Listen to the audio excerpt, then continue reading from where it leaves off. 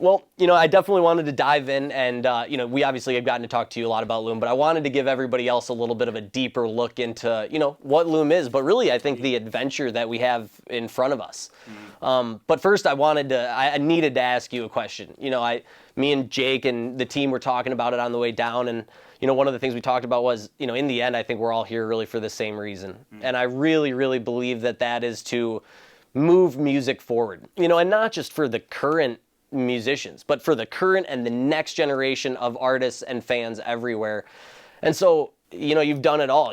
I think in many people's eyes, you've reached the mountaintop, and, but to get to this point in your career, I think, and get to actually help out all of the musicians that look up to you, and a lot of the ones that are still, that, don't even know about you yet. They're just coming up, just getting started.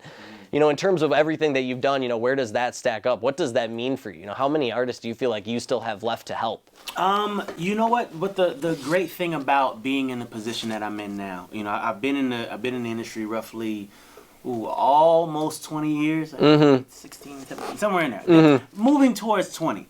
And I've come across a lot of very useful little tidbits of information, and it's actually my honor and pleasure to talk to an up-and-coming artist and give them advice about what they should do here and what this is and what that is and how this should work in ABC and XYZ. I do it all the time. Every single day I come across at the very least 3 people that go, hey man, I'm an up-and-coming producer, I'm an up-and-coming artist, what do I got to do to blah, what do I got to do to blah?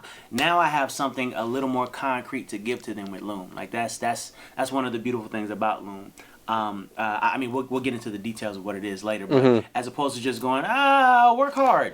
Now I can say, well, check out Loom, because this happens here and this happens and this, and it can help you with this and that. And yeah, it just makes it easier for me to pass on the knowledge that I've acquired over the years to these up and coming artists.